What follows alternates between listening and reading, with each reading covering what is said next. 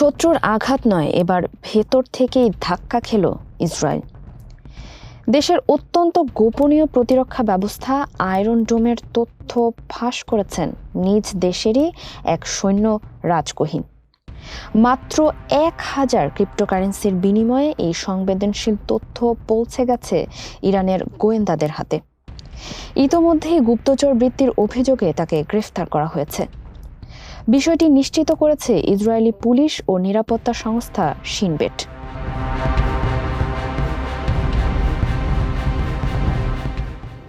বছর বয়সী কোহিন 2019 থেকে 2022 সাল পর্যন্ত আয়রন ডোম ব্যবস্থায় কমান্ড ও কন্ট্রোল টেকনিশিয়ান এবং লঞ্চার অপারেটর হিসেবে দায়িত্ব পালন করেছেন। ফলে প্রতিরক্ষা ব্যবস্থার গুরুত্বপূর্ণ তথ্য ছিল তার হাতের নাগালে। এমনকি সাম্প্রতিক ইরান ইসরায়েল যুদ্ধের সময়ও তিনি সরাসরি অংশ নিয়েছিলেন।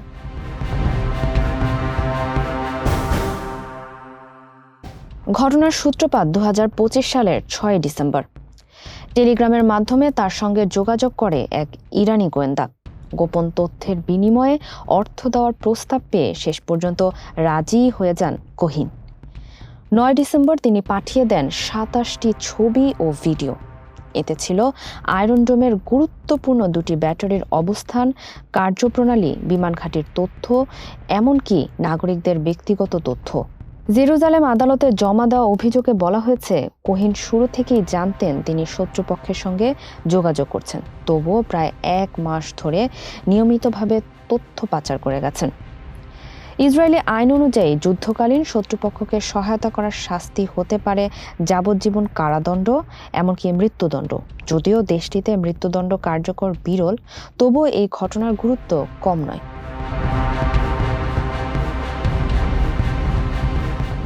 বিশেষজ্ঞদের মতে এই ঘটনা শুধু একটি গুপ্তচর বৃত্তির ঘটনাই নয়, এটি ইসরায়েলের নিরাপত্তা ব্যবস্থার ভেতরের বড় ধরনের দুর্বলতার ইঙ্গিত দেয়।